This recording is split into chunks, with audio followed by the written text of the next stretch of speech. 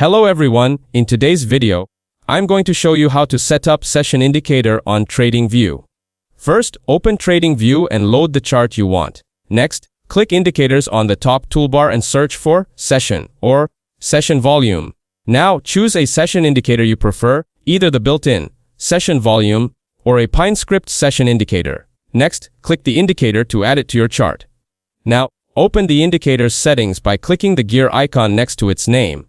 Then, set the session times, for example, 9:30 a.m. to 4 p.m. for NYSE, or choose preset sessions.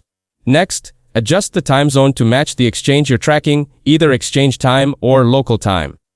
Tweak the visual options, including colors, transparency, fill, and borders, as well as any value inputs like session aggregation or display type. Finally, save your settings and then save the chart layout so the session indicator loads automatically next time. That's it. Thanks for watching. Don't forget to like and subscribe for more videos.